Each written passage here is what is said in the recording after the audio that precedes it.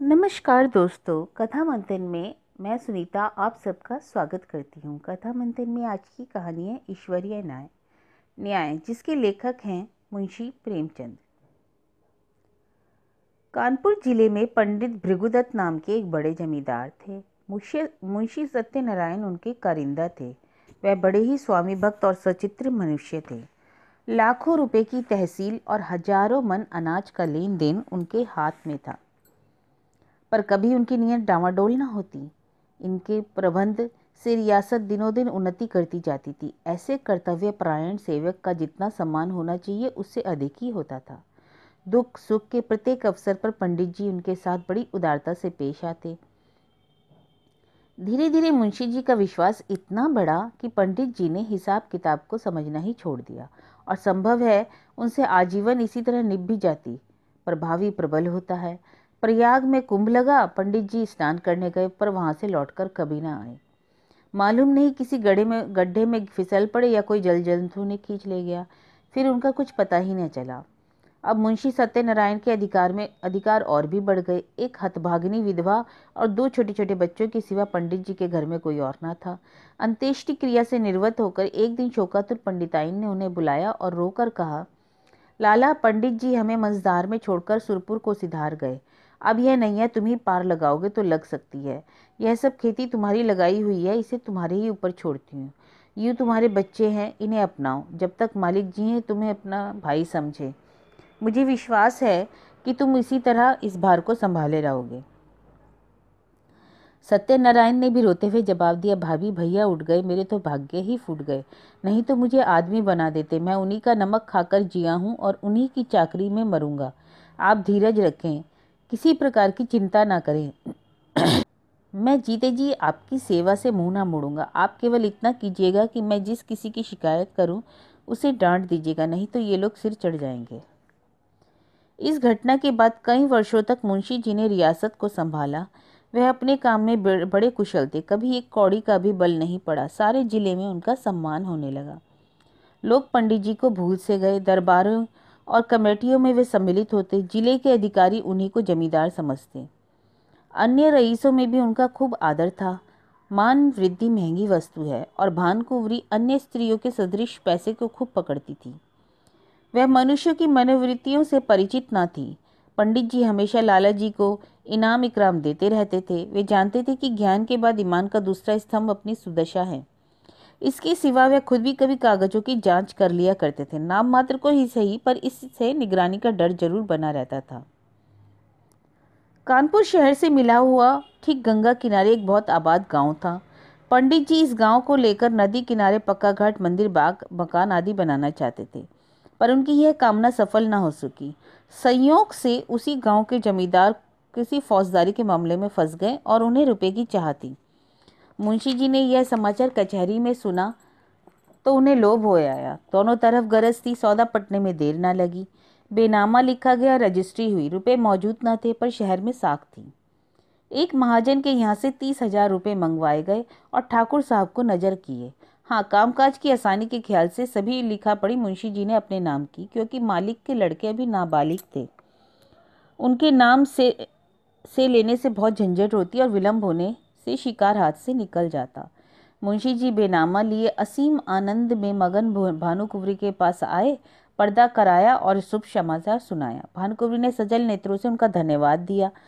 पंडित जी के नाम पर मंदिर और घाट बनवाने का इरादा पक्का हो गया। मुंशी जी दूसरे ही दिन उस गांव में आए। असामी नजराने लेकर नए स्वामी के स्वागत को हाजिर हुए। शहर के रईसों की दावत हुई। लोगों ने नावों पर बैठकर गंगा की खूब सैर की। मंदिर आदि बनवाने के लिए आबादी से हटकर रमणीक स्थल चुना गया। यद्यपि इस गांव को अपने नाम लेते समय मुंशी जी के मन में कपट न था, तथापि 2-4 दिन में ही उसका अंकुर जम गया और धीरे धीरे बढ़ने लगा। मुंशी जी इस गांव के आय व्यय का हिसाब अलग रखते और अपनी स्वामिनी को उसका ब्यौरा देने की जरूरत न समझते। भानुकुंवरी भी इन बातों में दखल देना उचित न समझती, पर दूसरे करिंदों से बातें सुन सुनकर उसे शंका होती थी कि कहीं मुंशी जी दगा तो ना देंगे। अपने मन का भाव मुंशी जी से छिपाती, इन ख्याल से कि कहीं कारिंदों ने उन्हें हानि पहुंचाने के लिए षड्यंत्र न रचा हो। इस तरह और कई साल गुजर गए। अब वह कपट के अंकुर ने वृक्ष का रूप धारण किया। किया। भानुकुँवरी को मुंशी जी के उस मार्ग के लक्षण दिखाई देने लगे। उधर मुंशी जी के मन में कानून से नीति पर विजय पाई। उन्होंने अपने मन में फैसला किया कि गांव मेरा है। हाँ, मैं भानुकुँवरी का 30,000 का ऋणी अवश्य हूँ। अरे बहुत करेंगी तो अपने रुपए ले लेंगी, और उससे ज़्यादा क्या कर सकती हैं। मगर दोनों तरफ ये आग अंदर ही अंदर सुलगती रही। मुंशी जी अस्त्र सज्जित होकर आक्रमण के इंतजार में थे और भानुकुँवरी अवसर ढूंढ रही थी। एक दिन उसने साहस करके मुंशी जी को अंदर बुलाया और कहा, लाला जी, बरगदा के मंदिर का काम कब करवाइएगा? 8 साल हो गए, अब काम लग जाए तो अच्छा हो। जिंदगी का कौन ठिकाना, जो काम होना हो जाए। इस ढंग से इस विषय को उठाकर भानुकुँवरी ने अपनी चतुराई का परिचय दिया था, जिसके मुंशी जी भी कायल हो गए। जरा सोचकर बोले, इरादा तो मेरा भी कई बार हुआ, पर मौके की जमीन नहीं मिलती। गंगा तट की जमीन आसामियों की जोत में है, वे किसी तरह छोड़ने को राजी नहीं हुए। यह बात तो मुझे आज मालूम हुई, भानुकुँवरी बोली। 8 साल हुए इस गांव के विषय में आपने भूलकर भी चर्चा नहीं की, ना आपने हिसाब किताब दिया। पंडित जी को एक कुठारा अधिकार सा लगा। उन्होंने बोला, इस चतुर स्त्री के पार जाना बड़ा मुश्किल है। खुलकर बोले कि आपको इससे कोई सरोकार ना था, व्यर्थ में आपको क्यों कष्ट देता। भानुकुँवरी के हृदय में यह बात सुनकर कुठार सा लगा। पर्दे से निकल आई और मुंशी जी की तरफ देखकर बोली, आप क्या कहते हैं? आपने गांव मेरे लिए लिया था या अपने लिए? उस पर जो खर्च हुआ उस पर अधिकार आपका है या मेरा? यही समझ में नहीं आता, आप कैसी बातें करते हैं।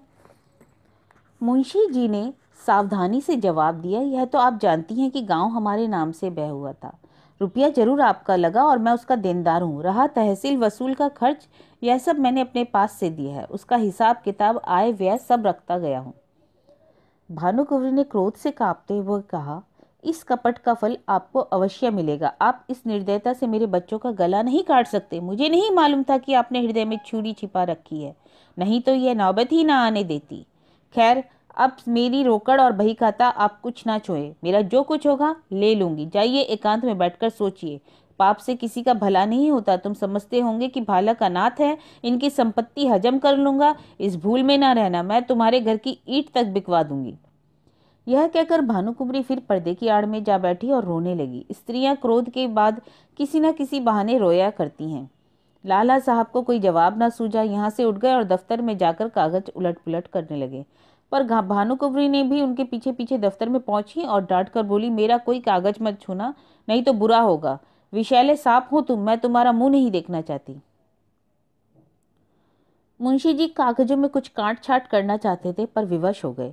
खजाने की कुंजी निकालकर फेंक दी, बही खाते पटक दिए, किवाड़ धड़ाके से बंद कर दिए, हवा की तरह सत्र से निकल गए। कपट में हाथ तो डाला, पर कपट मंत्र न जाना। दूसरे कारिंदों ने यह कैफियत सुनी तो फूले ना समाये।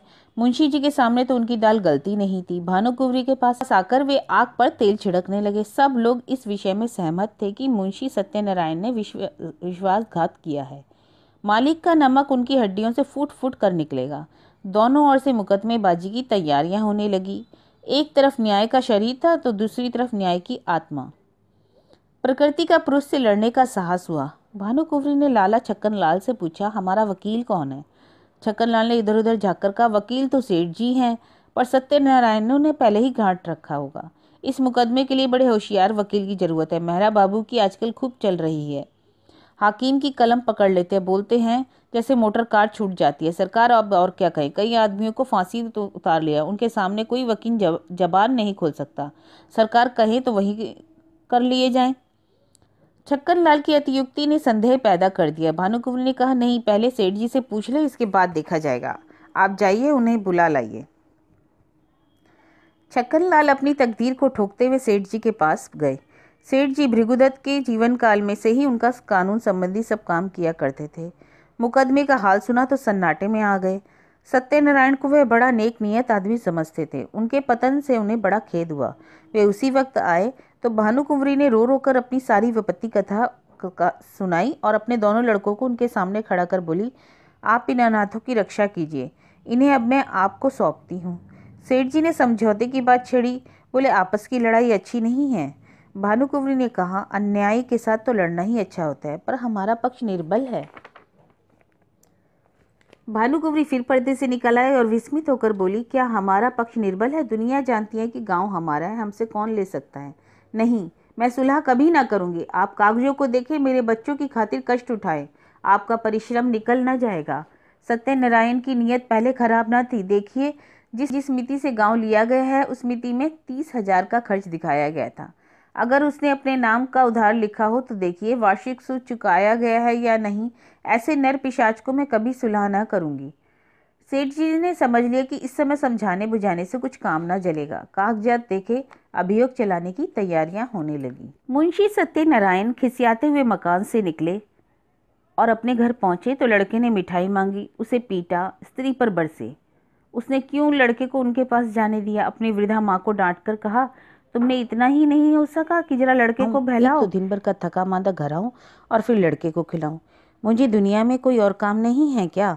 इस तरह घर में बवेला मचाकर बाहर आए। सोचने लगे, मुझसे बड़ा मूर्ख कौन होगा जो इतने दिन से तक सारे कागज पत्तर हाथ में था, जी चाहता कुछ भी कर सकता था, पर हाथ में हाथ लिए धरा बैठा रहा। आज सिर पर आ पड़ी तो सूझी। मैं चाहता तो बही खाते सब नए बना सकता था, जिससे यह गांव का और रुपयों का जिक्र ही ना होता, पर मेरी मूर्खता के कारण आज घर आई हुई लक्ष्मी रूठी जाती है। मुझे क्या मालूम था यह चुड़ैल मुझसे इस तरह पेश आएगी, कागजों तक हाथ तक न लगाने देगी। इसी उधेड़ बुन में मुंशी जी एकाएक उछल पड़े और एक उपाय सूझ गया कि क्यों न कार्यकर्ताओं को अपनी तरफ मिला लूं।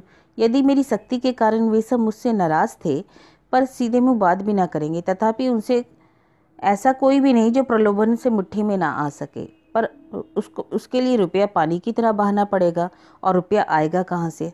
हाय रे दुर्भाग्य, 2-4 दिन पहले चेत गया होता तो कठिनाई ना पड़ती। क्या जानता था इस तरह वज्र प्रहार होगा। अब उपाय ही क्या था?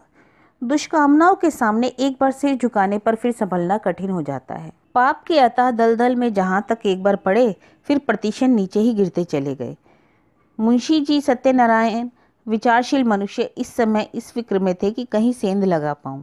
मुंशी जी ने सोचा, क्या सेंध लगाना आसान है? इसके वास्ते कितनी चतुरता, कितना साहस, कितनी बुद्धि, कितनी वीरता चाहिए। कौन कहता है कि चोरी करना आसान काम है? कहीं पकड़े गए तो मरने के सिवा कोई और मार्ग न रहेगा। सोचने विचारने पर भी मुंशी जी को अपने ऊपर ऐसा दुस्साहस कर सकने का विश्वास न हो सका। हाँ, इससे सुगम एक दूसरी तदबीर नजर आई। क्यों न दफ्तर में आग लगा दी जाए। एक मिट्टी के बोतल तेल का लूं और दिया सिलाई की जरूरत है। किसी बदमाश को मिला लूं। अगर यह होगा कि बही कमरे में रखी है या नहीं, चुड़ैल ने उसे जरूर अपने पास रख लिया होगा। नहीं, आग लगाना गुनाह है। मुंशी जी करवटें बदलते रहे और नए नए मंसूबे बांधते रहे, पर इस मानसिक अशांति में उन्हें एक विचार पूर्ण रूप से स्थिर था कि किसी तरह कागजात अपने हाथ लाना चाहिए। काम कठिन था माना, पर हिम्मत ना थी। पर 30,000 की जायदाद कोई दाल भात का कौर थी नहीं। चाहे जिस तरह हो, चोर बने बिना काम नहीं चल सकता। आखिर जो लोग चोरियां करते हैं वे भी तो मनुष्य ही होते हैं। बस एक छलांग का काम है, अगर पार हो जाए तो राज करेंगे, गिर पड़े तो जान से हाथ धोएंगे। रात के 10 बज गए। मुंशी सत्यनारायण कुंजियों का एक गुच्छा कमर में दबाए घर से निकले। द्वार पर थोड़ा सा पुआल रखा हुआ था, उसे देखते ही वे चौंक पड़े। मारे डर के छाती धड़कने लगी। जान पड़ा कोई छिपा बैठा है। कदम रुक गए। पुआल की तरफ ध्यान से देखा, उसमें बिल्कुल हरकत न हुई। तब हिम्मत बंधी, आगे बढ़े और मन को समझाने लगे कि मैं कैसा बौखल हूँ। अपने द्वार पर किसका डर, और सड़क पर भी तो मुझे किसका डर है। मैं अपनी राह ले जाता हूँ, कोई मेरी तरफ तिरछी आंख से नहीं देख सकता। हाँ, जब मुझे सेंध लगाते देख लें, नहीं पकड़ लें, तो अलबत्ते डरने की बात है। इस पर भी बचाव की युक्ति निकल सकती है। अकस्मात उन्होंने भानकुंवरी के एक चपरासी को आते देखा। कलेजा धड़क उठा। लपक कर एक अंधेरी गली में घुस गए। बड़ी देर तक वहां खड़े रहे। जब चपरासी आंखों से ओझल हो गया, फिर सड़क पर आए। वह चपरासी आज सुबह तक इनका गुलाम था। उसे उन्होंने कितनी बार गालियां दी थी, लातें मारी थी, पर आज उसे देखकर उनके प्राण सूख गए। उन्होंने फिर तर्क की शरण ली। मैं मानो भांग खाकर आया हूँ। इस चपरासी से इतना डरा कि वह मुझे देख लेता, पर मेरा क्या कर सकता था। हजारों आदमी रास्ता चल रहे हैं, उन्हीं में से तो मैं एक हूँ। क्या यह अंतर्यामी है जो सब हृदय का हाल जानता है? मुझे देखकर वह अदब से सलाम करता और वहाँ कोई का कुछ हाल कहता, पर मैं उससे ऐसा डरा कि सूरत तक न दिखाई। इस तरह मन को समझाकर वे आगे बढ़े। सच है, पाप के पंजों में फंसा हुआ मन पतझड़ का पत्ता है जो हवा के जरा से झोंके से गिर पड़ता है। मुंशी जी बाजार पहुंचे। अधिकतर दुकानें बंद हो चुकी थीं। उनमें से सांड और गायें बैठे हुए जुगाली कर रहे थे कुछ दुकानों के बाहर। केवल हलवाइयों की दुकानें खुली थी और कहीं कहीं गजरे वाले हार की हाँक लगाते फिरते थे। सब हलवाई मुंशी जी को पहचानते थे। अतएव मुंशी जी ने सिर झुका लिया, कुछ चाल बदरी और लपकते हुए चले। एकाएक उन्हें एक बग्घी आती दिखाई दी। यह सेठ वल्लभ दास वकील की बग्घी थी। इसमें बैठकर हजारों बार सेठ जी के साथ कचहरी गए थे, पर आज वह बग्घी कालदेव के समान भयंकर मालूम हुई। फौरन एक खाली दुकान पर चढ़ गए। वहां विश्राम करने वाले सांड ने समझा ये मुझे पदच्युत करने आए हैं। माथा झुकाए फुफकारता हुआ उठ बैठा, पर इसी बीच बग्घी निकल गई और मुंशी जी की जान में जान आई। अब कि उन्होंने तर्क का आश्रय ना लिया, समझ गए कि इस समय इससे कोई लाभ नहीं। खैरियत यह हुई कि वकील ने देखा नहीं। यह एक घाघ है, मेरे चेहरे को ताड़ जाता। एक फलांग आगे चलकर मुंशी जी को एक गली मिली। वह भानी कुंवरी के घर का एक रास्ता था। धुंधली सी लालटेन जल रही थी, जैसा मुंशी जी ने अनुमान किया था। पहरेदार का पता नहीं था। अस्तबल में चमारों के यहाँ नाच आ रहा था। दोनों पहरेदार वहीं तमाशा देखने गए थे। मुंशी जी दबे पांव लालटेन के पास गए और जिस तरह बिल्ली चूहे पर झपटती है, ठीक उसी तरह वह लालटेन को बुझा दिया। एक पड़ाव पूरा हो गया, पर वे उस कार्य को जितना दुष्कर समझते थे उतना न जान पड़ा। हृदय और कुछ मजबूत हुआ। दफ्तर के बरामदे पहुंचे और खूब कान लगाकर आहट ली। चारों ओर सन्नाटा छाया हुआ था, केवल चमारों का कुल्हाल सुनाई देता था। इस समय मुंशी जी के दिल की धड़कन थी, पर सिर धमधम कर रहा था, हाथ पैर कांप रहे थे। सांस दफ्तर के दरवाजे पर वही ताला लगा हुआ था, जिसकी कुंजी आज बहुत तलाश करके वे बाजार से लाए थे। ताला खुल गया। किवाड़ों ने बहुत दबी जबान से प्रतिरोध किया, इस पर किसी ने ध्यान ना दिया। मुंशी जी दफ्तर में दाखिल हुए। भीतर चिराग जल रहा था। मुंशी जी को देखकर उसने एक दफे सिर हिलाया, मानो उन्हें भीतर आने से रोका। मुंशी जी के पैर थर थर कांप रहे थे, एड़ियां जमीन से उछली पड़ती थी। पाप का बोझ असहनीय हो रहा था। पल भर में मुंशी ने भइयों को उल्टा पुल्टा, लिखावट उनकी आंखों में तैर रही थी, पर इतना अवकाश था कि जरूरी कागजात छांट लेते। उन्होंने सारी भइयों को समेटकर एक गट्ठर बनाया और सिर पर रखकर तीर के समान कमरे से बाहर निकल गए। उस पाप की गठरी को लादे हुए अंधेरी गली से गायब हो गए। तंग अंधेरी दुर्गंधपूर्ण कीचड़ से भरी हुई गलियों को वे नंगे पांव स्वार्थ, लोभ और कपट का बोझ लिए चले जाते थे, मानो पापमय आत्मा नरक की नलियों में बही चली जा रही है। बहुत दूर तक भटकने के बाद वे गंगा किनारे पहुंचे। जिस तरह कलुषित हृदयों में कहीं कहीं धर्म का धुंधला प्रकाश रहता है, उसी तरह नदी की काली सतह पर तारे झिलमिला रहे थे। तट पर कई साधु धूनी जमाए पड़े थे। ज्ञान की ज्वाला मन की बाहर दहक रही थी। मुंशी जी ने अपना गट्ठर उतारा और चादर से खूब मजबूत बांधकर बलपूर्वक नदी में फेंक दिया। सोती हुई लहरों में कुछ हलचल हुई और फिर सन्नाटा हो गया। मुंशी सत्यनारायण के घर में दो स्त्रियां थीं, माता और पत्नी, दोनों अशिक्षिता। इस पर भी मुंशी जी को गंगा में डूब मरने या कहीं भाग जाने की जरूरत ना होती थी। ना वह जूते मोजे पहनती थी, ना हारमोनियम पर गा सकती थी, यहाँ तक कि उन्हें साबुन लगाना भी ना आता था। हेयर पिन, ब्रूंचे, जॉकेट आदि परमावश्यक चीजों का तो नाम ही नहीं सुना था। बहू में आत्मसम्मान जरा भी नहीं था, न सास में आत्मगौरव का जोश। सारांश यह है कि दोनों स्त्रियां अपने अधिकारों से बेखबर थीं, अंधकार में पड़ी हुई पशुवत जीवन व्यतीत कर रही थीं।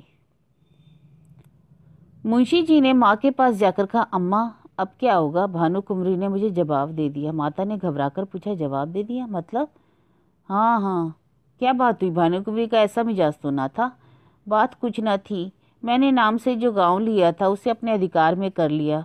कल मुझसे और उनसे साफ साफ बातें हुई। मैंने कह दिया कि गांव मेरा है, मैंने अपने नाम से लिया है, उसमें तुम्हारा कोई इजारा नहीं। बस बिगड़ गई, जो मुंह में आया बकती रही। उसी वक्त मुझे निकाल दिया और धमका कर कहा, मैं तुमसे लड़कर अपना गांव ले लूंगी।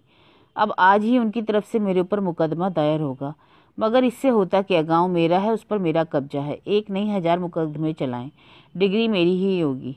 माता ने बहू की तरफ मर्मांतक दृष्टि से देखा और बोली, क्यों भैया, वह गांव लिया तो था उन्हीं के रुपये से ना, और उन्हीं के वास्ते। हाँ लिया था, तब लिया था। अब मुझसे ऐसे आबाद और मालदार गांव छोड़ा नहीं जाता। वह मेरा कुछ नहीं कर सकती, मुझसे अपना रुपया भी नहीं ले सकती। 150 गांव तो हैं, फिर भी हवस नहीं मिटती। पर बेटा, किसी का धन ज़्यादा होता है तो वह उसे फेंक थोड़ी ही देता है। तुमने अपनी नीयत बिगाड़ी, यह अच्छा काम नहीं किया। दुनिया तुम्हें क्या कहेगी, और दुनिया चाहे कहे ना कहे, तुमसे भला ऐसा कैसे हो सकता है? जिसकी गोद में इतने दिन पले, जिसका इतने दिनों से नमक खाया, उसी से दगा करो। नारायण ने तुम्हें क्या नहीं दिया? मजे से खाते हो, पहनते हो। घर में नारायण का दिया 4 पैसा है, बाल बच्चे हैं, और क्या चाहिए? मेरा कहना मानो, इस कलंक का टीका अपने माथे ना लगाओ। यह अपयश मत लो। बरकत अपनी कमाई में होती है, हराम की कौड़ी कभी नहीं फलती। ऐसी बहुत बातें सुन चुका हूँ। दुनिया उन पर चलने लगे तो क्या मैं सारे काम बंद हो जाएं? मैंने इतने दिनों उनकी सेवा की, मेरी ही बदौलत ऐसे ऐसे 4-5 गांव बढ़ गए। जब तक पंडित जी थे मेरी नीयत का मान था, मुझे आंख में धूल डालने की जरूरत नहीं थी। वे आप ही मेरी खातिर किया करते थे। उन्हें मरे 8 साल हो गए, मगर मुसल्लन एक बीड़े का पान खाया हूँ मैंने, कसम खाता हूँ। मेरी जात से उनको हजारों रुपए मासिक की बचत होती थी। क्या उनको इतनी भी समझ नहीं कि यह बेचारा जो इतनी ईमानदारी से काम करता है, इसके नफे में उसे कुछ देना चाहिए? यह कह ना दो, इनाम कह दो, कह कर दो, किसी तरह तो दो ना। मगर वे समझती है मैंने इसे 20 रुपए महीने में मोल ले लिया। मैंने 8 साल तक सब्र किया, अब क्या इसी 20 रुपए में गुलामी करता रहूं? अपने बच्चों को दूसरों का मुंह ताकने के लिए छोड़ दूं? माता की आंखों में आंसू भराए बोली, बेटा, मैंने तुम्हारे मुंह से ऐसी बातें कभी नहीं सुनी। तुम्हें क्या हो गया है? तुम्हारे भी तो बाल बच्चे हैं, आग में हाथ ना डालो। बहू ने सास की ओर देखकर कहा, हमको ऐसा धन ना चाहिए, हम अपनी दाल रोटी में मग्न हैं। अच्छी बात है, तो तुम लोग खाना दाल रोटी, गाढ़ा पहनना। मुझे अब हलवे पूरी की इच्छा हुई है। यह अधर्म मुझसे ना हो जाएगा बेटा, मैं गंगा में डूब मरूंगी। माता बोली, तुम्हें यह सब काटा बोना है तो मुझे भी मायके पहुंचा दो, मैं अपने बच्चों को लेकर इस घर में ना रहूंगी। मुंशी ने झुंझलाकर कहा, तुम लोगों की बुद्धि तो बांग खा गई है। लाखों सरकारी नौकर रात दिन दूसरों का गला दबा दबा कर रिश्वतें लेते हैं और चैन करते हैं। ना उनके बाल बच्चों को कुछ होता है, ना उनको हैजा पकड़ता है। अधर्म क्यों नहीं खा जाता जो मुझी को ही खा जाएगा? जिसके जो मन में आए सो करे। प्रातःकाल दफ्तर खुला तो कागजात सब गायब थे। मुंशी छक्कनलाल बौखलाए से घर में गए और मालकिन से पूछा, कागजात आपने उठवा लिए हैं? भानुकुंवरी ने कहा, मुझे क्या खबर, जहां आपने रखे होंगे वहीं होंगे। फिर तो सारे घर में खलबली पड़ गई, पहरेदारों पर मार पड़ने लगी। भानुकुंवरी को तुरंत मुंशी सत्यनारायण पर संदेह हुआ, मगर उसकी समझ में छक्कनलाल की सहायता के बिना यह काम होना असंभव था। पुलिस में रपट हुई, एक ओझा नाम निकालने के लिए बुलाया गया। मौलवी साहब ने कुर्रा फेंका। ओझा ने बताया, यह किसी पुराने बेरी का काम है। मौलवी साहब ने फरमाया, किसी घर के भेदिए की हरकत है। शाम तक यह दौड़ धूप रही। फिर सलाह हुई कि इन कागजातों के बगैर ही मुकदमा कैसे चले। पक्ष तो पहले से ही निर्बल था, जो कुछ भलता वह इसी बही खाते का था। अब तो सबूत भी हाथ से गए, दावे में कुछ जान ही ना रही। मगर भानुकुंवरी ने कहा, बला से हार जाएंगे, हमारी चीज छीन ले तो हमारा धर्म है, इसमें यथाशक्ति लड़े, हार कर बैठना कायरों का काम है। सेठ जी इस दुर्घटना का समाचार मिला तो उन्होंने भी यही कहा कि अब दावे में जरा भी जान नहीं है, केवल अनुमान और तर्क का भरोसा है। अदालत ने माना तो माना, नहीं तो हार माननी पड़ेगी। पर भानुकुंवरी ने एक न मानी। लखनऊ और इलाहाबाद से 2 होशियार बैरिस्टर बुलाए, मुकदमा शुरू हो गया। सारे शहर में इस मुकदमे की धूम थी। कितने ही रईसों को भानुकुंवरी के साथ ही बनाया था।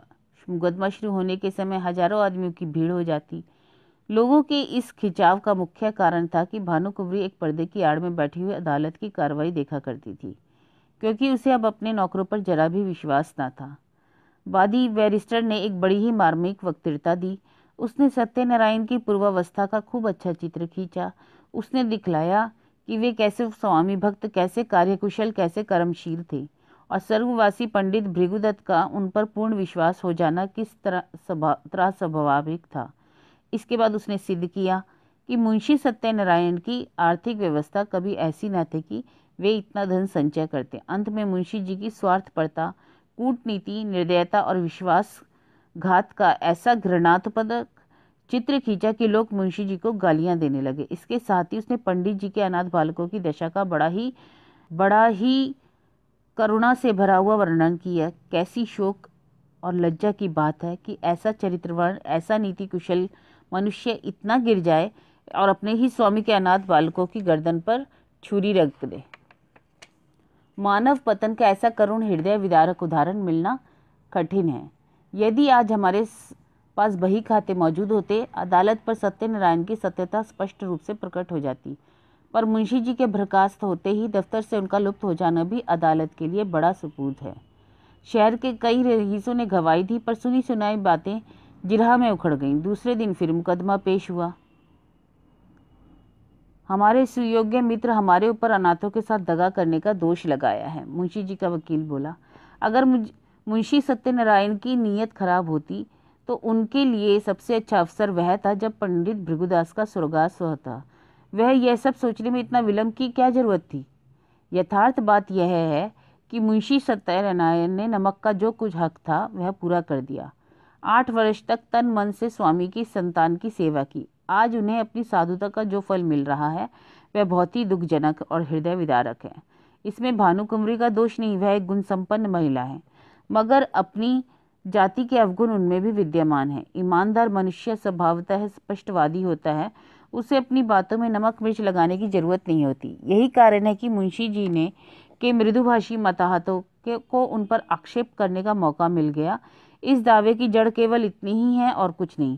भानुकुँवरी यहाँ उपस्थित थी। क्या वे कह सकती हैं कि 60 वर्ष की मुद्दत में कभी किसी गांव का जिक्र इनके सामने आया? कभी उनके हानि, लाभ, आय, व्यय, लेन देन की चर्चा उनसे की गई?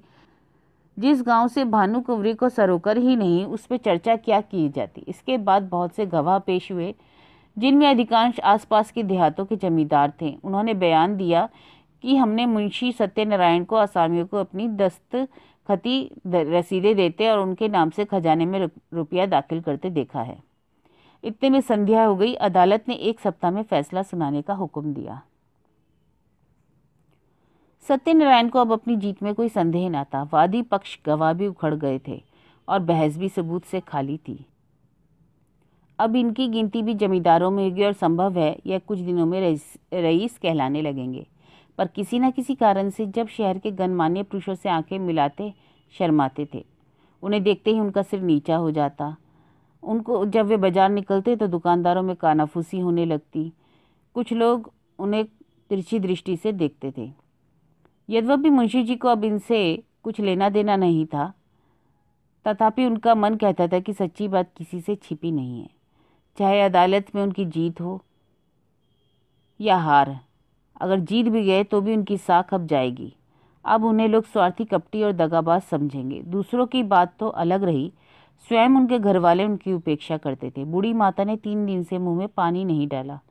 स्त्री बार बार हाथ जोड़कर कहती थी कि अपने प्यारे बालकों पर दया करो, बुरे काम का फल अच्छा नहीं होता, नहीं तो पहले मुझी को विष खिला दो। जिस दिन फैसला सुनाया जाने वाला था, प्रातःकाल एक कुंजड़िन तरकारियां लेकर आई और मुंशाइन से बोली, बहू जी, हमने बाजार में एक बात सुनी है, बुरा न मानो तो कहूँ। जिसको देखो मुझसे यही बात निकलती है कि लाला बाबू ने जालसाजी से पंडितान का कोई हल्का ले लिया। हमें तो इस पर यकीन नहीं होता। लाला बाबू ने इतने दिन संभाला नहीं तो पंडिताइन का पता न लगता।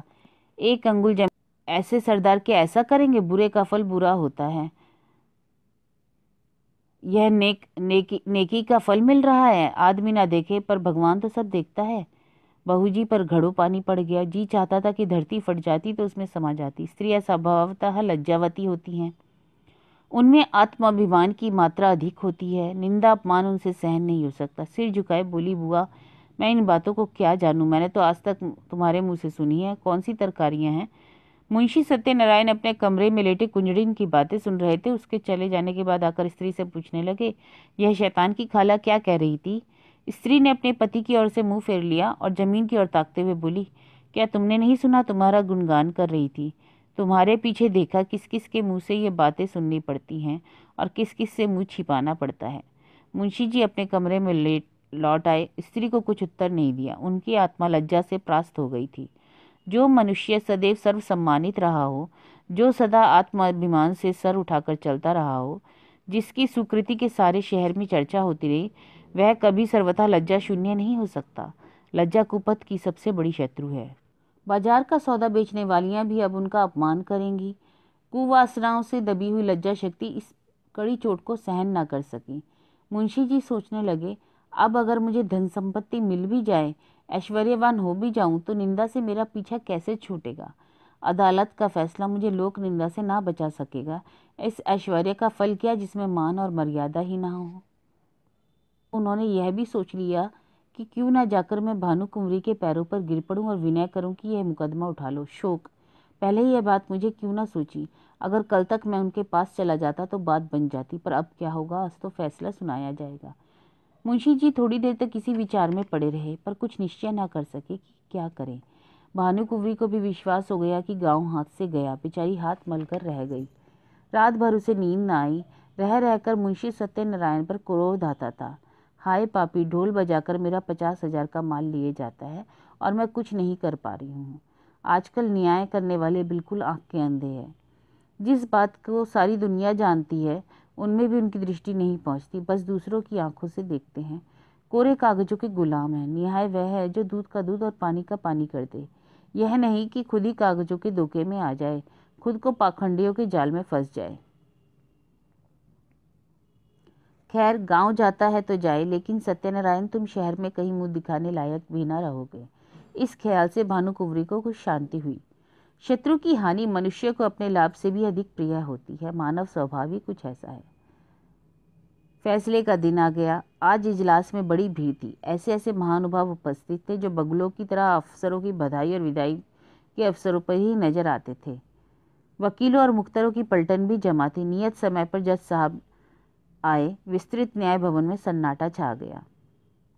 जज ने फैसला सुनाया। मुद्दई का दावा खारिज, दोनों पक्ष अपना अपना खर्चा सह ले।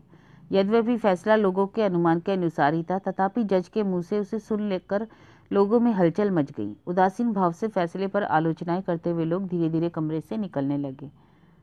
उसी समय भानुकुँवरी घूंघट निकाले इजलास पर आकर खड़ी हो गई। पहले लौट पड़े जो बाहर निकल गए थे दौड़कर आ गए और कौतूहल पूर्वक भानुकुँवरी की तरफ ताकने लगे।